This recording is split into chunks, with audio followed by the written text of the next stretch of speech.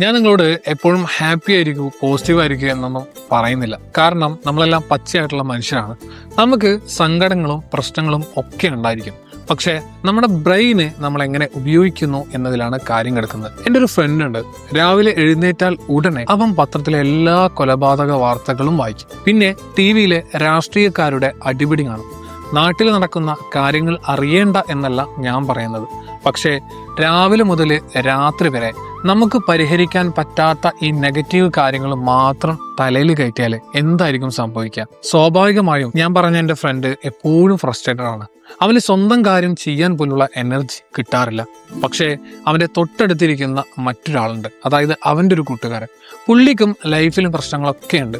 പക്ഷേ പുള്ളി ഈ ആവശ്യമില്ലാത്ത കാര്യങ്ങളിലൊന്നും തലയിൽ കയറ്റാറില്ല. പുള്ളിക്ക് കൺട്രോൾ ചെയ്യാൻ പറ്റുന്ന കാര്യങ്ങളിൽ, അതായത് ആ പുള്ളിയുടെ ജോലിയിലും സന്തോഷത്തിലും നല്ല രീതിയിൽ ഫോക്കസ് ചെയ്യുന്നു. വ്യത്യാസം ഭയങ്കര സിമ്പിളാണ്. നമ്മുടെ ചുറ്റും മാലിന്യമുണ്ട്, പൂന്തോട്ടവുമുണ്ട്. നമ്മൾ എങ്ങോട്ട് നോക്കുന്നു എന്നുള്ളതാണ് പ്രാധാന്യം എന്ന് പറയുന്നത്. അതുകൊണ്ട് ലോകത്തിൻ്റെ ഭാരം മുഴുവൻ തലയിൽ ഏറ്റാതെ സ്വന്തം കാര്യം ഭംഗിയായി ചെയ്യാനാണ് നോക്കേണ്ടത്.